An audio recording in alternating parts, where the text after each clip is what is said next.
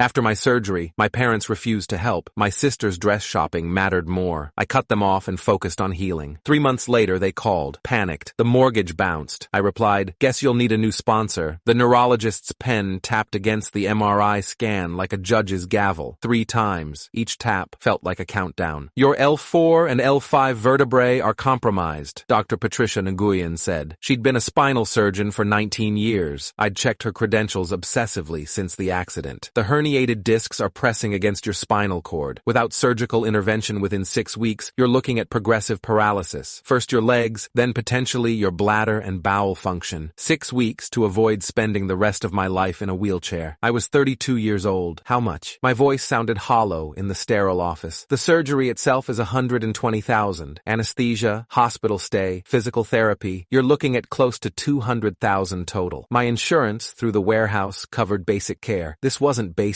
This was a specialist surgeon, titanium hardware, months of rehabilitation. I'd been a logistics coordinator for Davidson Supply for 8 years. I had $17,000 in savings. My car was worth maybe $8,000 if I sold it tomorrow. My 401k had $23,000, but the early withdrawal penalties would gut it. I was $90,000 short of keeping my legs. The accident had been stupid. A forklift operator named Jimmy had been texting while moving a pallet of industrial shelving. I'd been standing in what should have been a safe zone, checking manifests on my tablet. The pallet fell. 200 pounds of steel shelving collapsed onto my lower back. Jimmy cried when he visited me in the hospital. "I'm sorry, Alex. God, I'm so sorry." The company settled fast, $50,000 and a confidentiality agreement. Their lawyers were efficient. The money covered the initial ER visit, the ambulance, the first round of diagnostics. It was gone in 3 weeks. "I need to make some calls," I told Dr. Nguyen. She touched my shoulder. Her hands were steady. Surgeon's hands. "Don't wait too long. The window is narrow." I'd been putting off the call for 2 weeks. Pride, maybe. Or the knowledge that once I asked, I couldn't unask. My parents lived in Riverside Estates, a gated community 40 minutes from my apartment. Dad had retired 6 months ago with a full pension from his job as a regional sales director. Mom had never worked. She managed the household, she'd say, though their household was mostly managed by a cleaning service and a landscaper. My sister Brittany was 26, engaged to Connor Whitfield, whose father owned 3 car dealerships. The wedding was in 4 months. I'd been hearing about nothing else for the past year. I called on a Thursday evening. Mom answered on the second ring, her voice bright. "Alex, how's my boy? We haven't heard from you in ages." 3 weeks. It had been 3 weeks since the accident. I'd called them from the hospital. Dad had said, "That's rough, kiddo." And Mom had said, "Well, thank goodness for insurance." "Mom, I need to talk to you and Dad. Together. Can I come over tomorrow?" "Tomorrow? Oh, honey, that's tricky. Brittany has her final dress fitting at Bellissima Bridal, and I absolutely have to be there. You know how she gets when—" "Mom, please, it's important." The line went quiet. Then, "Is this about the accident? Because the insurance should cover—" "It doesn't. I need to talk to you both, please." "Fine, come for lunch, but make it quick. The fitting is at 2. I pulled up to their house in my 10-year-old Honda at 11:47 a.m. The pain in my back was constant now, a grinding pressure that made every breath shallow. I'd stopped taking the prescribed painkillers because I couldn't afford to refill them. Dad was in the driveway, washing his new Lexus. He'd bought it to celebrate retirement, $58,000. I'd seen the Facebook post. "Hey, sport," he waved, spray nozzle in hand. "Looking rough. You sleeping okay?" I wasn't sleeping. I was lying awake, calculating interest rates on medical loans I wouldn't qualify for. Mom met me at the door wearing a designer pantsuit. Behind her, I could see Brittany at the kitchen island, scrolling through Pinterest on her laptop. She looked up, waved absently, and returned to her screen. "Sit, sit," Mom gestured to the living room. I made chicken salad. I couldn't eat. My stomach was a knot of dread and rage and desperation I'd been choking down for weeks. "I need your help," I said. Dad settled into his recliner. Mom perched on the edge of the sofa. Brittany stayed in the kitchen, half listening. I told them everything. The MRI results, the 6-week deadline, the cost, the money I'd already spent, the $50,000 from the settlement that had evaporated, the additional $90,000 I needed, or I'd lose the use of my legs before my 33rd birthday. "I need to borrow it," I said. My voice cracked. "I'll pay you back. I'll sign anything. I need help." Silence. Mom looked at Dad. Dad looked at his hands. "Alex," Mom finally said, This is terrible timing. Terrible timing." I repeated the words like they were in a foreign language. "We're liquid poor right now," Dad said. "The retirement accounts are invested long term. We can't touch them without penalties. You just bought a $50,000 car. We sold your father's old Camry to offset that," Mom said defensively. "And that purchase was planned for months. This is unexpected. So is getting crushed by a forklift." "Don't be dramatic," Brittany Brittany called from the kitchen. Can't you get a loan or something? I turned to look at her. She didn't even have the decency to face me, just kept scrolling through pictures of centerpieces. My credit isn't good enough for an unsecured loan that size. I need a cosigner. We can't cosign, Dad said quickly. Our credit is tied up in other things. What other things? Mom's voice went sharp. Your sister's wedding. The venue deposit alone was $40,000. The catering is another $30,000. The flowers, the photographer, the band. Are you serious right now? I stood up too fast. Pain exploded down my spine. I gasped and gripped the back of the chair. Oh, don't try to guilt us with theatrics, Mom snapped. We've worked our entire lives. We deserve to enjoy our retirement, and Brittany deserves her dream wedding. We're not going to cancel everything because you made poor choices about insurance coverage. Poor choices? My voice rose. I got hit by a fucking forklift. Language! Mom stood. We don't talk like that in this house. Brittany appeared in the doorway, arms crossed. This is really selfish, Alex. Do you know how hard it is to plan a wedding? I've been working on this for 18 months. Mom and Dad have put deposits down on everything. You can't just expect them to blow up my entire wedding because I need to walk, I said. Each word felt like I was spitting out broken glass. I need to not spend the rest of my life in a wheelchair. That's what I need. There are government programs, Dad said. Disability benefits. You'd qualify if the worst happened. If the worst happened. If I became a paraplegic at 32, they meant. If I lost my job. If I lost my life as I knew it. And they'd rather that happen than postpone a party. Brittany's dress alone cost $12,000, Mom said, as if this explained everything. From a designer in Paris. It's being custom fitted tomorrow. We can't back out now. I looked at my sister. Really looked at her. Her perfect manicure. Her highlighted hair. Her future funded by our parents while I was expected to figure out how to keep my spine from destroying itself. When's the dress fitting? I asked quietly. 2:00 at Bellissima Bridal, Mom said, checking her watch. Which is why we really need to wrap this up. Right. I headed for the door. My legs felt numb. Maybe that was psychological. Maybe it was the herniated discs. I couldn't tell anymore. Alex, wait, Dad started. I understand, I said without turning around. I understand perfectly. I understood that I had a sister who was more important than me. I understood that I had parents who valued appearances over their son's ability to walk. I understood that a dress fitting mattered more than my future. Don't make a scene at the wedding, Mom called after me. Wear something nice and please try to look happy in the photos. I made it to my car before I started shaking. Made it 3 blocks before I had to pull over. I sat in a Walgreens parking lot and called the one person I thought might understand. Marcus Reed answered on the first ring. Alex, you okay? Marcus was my shift supervisor at Davidson, had been for 5 years. We'd started on the same day, worked our way up together. He'd visited me in the hospital every day after the accident, brought me food, made sure I wasn't alone. I need help, I said. My voice broke. I don't know what else to do. Marcus showed up at my apartment an hour later with coffee and a folder full of documents. I already talked to Henderson, he said. Henderson was Craig Henderson, the owner of Davidson Supply. 63 years old, built the company from a single truck to a fleet of 40. He wants to meet with you Monday morning. Marcus, I can't ask. You're not asking, I'm telling. Henderson's son got into a motorcycle accident 5 years ago. Nearly died. He knows what medical debt looks like. Monday morning, I sat in Craig Henderson's office. The walls were covered with photos. His family, his grandkids, the first Davidson truck from 1987. Marcus filled me in, Henderson said. He was a big man, hands scarred from years of loading trucks before he could afford to hire people to do it. You're a good worker, Alex. 8 years, never late, never caused problems. Jimmy fucked up and you're paying the price. The settlement was insulting, Henderson cut me off. Our insurance company threw money at you to avoid a lawsuit. That's business. This is different. He slid a check across the desk. $90,000. I stared at it. Mr. Henderson, I can't. It's a loan. 0 interest. You pay me back when you're able. Could be 5 years, could be 20. I don't care, but you're getting that surgery. My vision blurred. Why? Because Jimmy was texting on company time using a company device. Because I should have caught that in the safety audit. Because you're 32 years old and you deserve to walk. He stood and offered his hand. Get the surgery? Come back to work when you're ready. Your job will be waiting. I took his hand. Couldn't speak. Just nodded. The surgery was scheduled for September 12th at 9:04 a.m. Dr. Nguyen would spend 6 hours fusing my vertebrae with titanium rods and screws,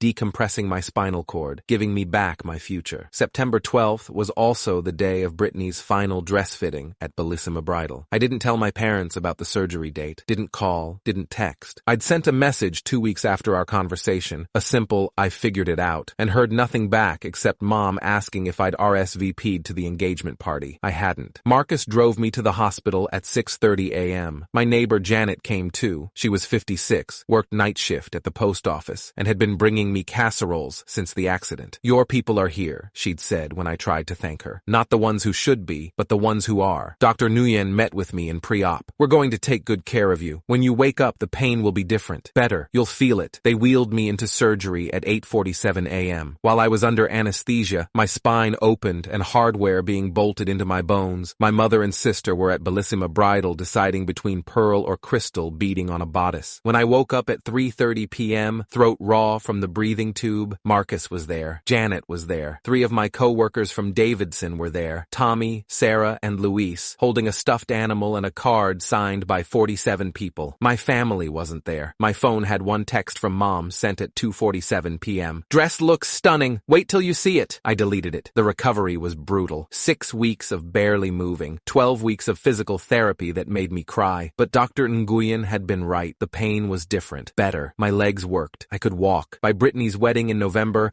I was off the walker and using a cane. I didn't go. Sent a card with nothing written inside except my name. Mom called me the day after. You embarrassed us. People asked where you were. I was recovering from spinal surgery. You never told us you had surgery. You never asked how I figured it out. She hung up on me. 3 years passed. I paid Henderson back in full. Took every spare dollar, every overtime shift, every bonus. When I handed him the final check, he tried to refuse it. Keep it, he said. Invest it. Buy a house. I'm paying my debts to people who actually helped. He accepted the check and promoted me to regional operations manager 2 weeks later. I bought a small house, got a dog named Murphy, started dating a physical therapist named Rachel, who understood chronic pain and didn't judge me for bad days. I heard updates about my family through Facebook posts I no longer commented on. Brittany had a baby, a girl named Madison. Mom and Dad traveled to Europe, posted photos from Paris, Rome, Barcelona, living their best retired life. I blocked them all 6 months after the wedding. Then came the call. It was a Tuesday morning in March when my phone rang with Dad's number. I almost didn't answer, let it go to voicemail, but something made me pick up. Alex? His voice sounded wrong, strained. We need to talk, it's urgent. What's wrong? Can you meet us today? Please, it's an emergency. 20 minutes later, I was in a coffee shop 2 blocks from my office. Dad and Mom walked in looking like they'd aged a decade. Mom's hair was grayer. Dad had lost weight. They sat down across from me without ordering anything. We need money, Dad said. No preamble, no small talk, just desperation. What happened? Mom's hands shook as she pulled out bank statements. We made some bad investments. Your father's former colleague recommended a real estate opportunity. It was a scam, Dad cut in. We lost almost everything. The retirement fund, the savings. We refinanced the house to cover the losses and now we're 3 months behind on the mortgage. I looked at the statements. They'd taken out a second mortgage for $170,000. The monthly payment was $4,200. Where's Brittany? I asked. Mom's face crumpled. Brittany said we should have been more careful. Connor's family doesn't want to be associated with financial problems. They're not taking our calls. How much do you need? $40,000 to catch up on the mortgage and keep the bank from starting foreclosure proceedings, Dad said. We know you're doing well now. Regional manager, the house. We've seen your LinkedIn. They'd been watching my life from a distance while refusing to be part of it. When did you know about the financial trouble? I asked quietly. 6 months ago, Mom admitted. But we didn't want to worry anyone. 6 months. They'd known for 6 months and only called when they were about to lose the house. I opened my phone, pulled up my banking app, showed them the balance. $78,000, years of overtime, bonuses, careful saving, money I'd been setting aside for a bigger house, for a future with Rachel, for the life I'd built despite them. Hope lit up their faces like a drug. Thank God, Mom breathed. I knew you'd help. You're such a good son. I am a good son, I agreed. I closed my phone and put it back in my pocket, which is why I'm going to give you the same advice you gave me when I was facing paralysis. Dad's face went pale. Alex, get a loan, figure it out, make better choices. That was different, Mom's voice rose. Other customers turned to look. You were being dramatic about walking? I stood up. My back ached. It always would, Dr. Nguyen had warned me. Permanent nerve damage from waiting those 6 weeks. I was 24 hours away from permanent paralysis when I sat in your living room and begged for help, and you told me Brittany's dress fitting was more important. We couldn't afford to help you and pay for the wedding, Dad said desperately. We had commitments. So do I. I have a commitment to the man who wrote me a check when my own parents wouldn't. I have a commitment to the co-workers who sat in a hospital waiting room while you were picking out napkin colors. I have a commitment to everyone who actually showed up. I picked up my keys. My hands were steady. 3 years ago, they'd shaken with desperation and rage. Now they were calm. Brittany's dress cost $12,000, I said. The wedding cost over $100,000. You had money then. You chose to spend it on a party instead of your son's spine. So now you get to make different choices. Where are we supposed to go? Mom's voice cracked. We'll be homeless. Figure it out, I said. Be resourceful. Maybe Brittany's designer dress can get you a loan. Or Or maybe you can sell that Lexus you bought with your retirement celebration money. I walked toward the door. Alex, wait, please. Dad stood. We made a mistake. We're sorry. Doesn't family mean anything to you? I stopped, turned back. Family means Marcus driving me to surgery at 6 in the morning. Family means Janet making me casseroles when I could barely stand to cook. Family means my coworkers signing a card and visiting me in the hospital. I met his eyes. You're not my family. You're just people who share my DNA. You're going to let us lose everything? Mom asked. No, I said. You already lost everything. 3 years ago, when you chose a dress fitting over your son, you just didn't know it yet. I walked out of the coffee shop into the March sunshine. My phone buzzed with texts. Dad, then Mom, then a call I declined, then another.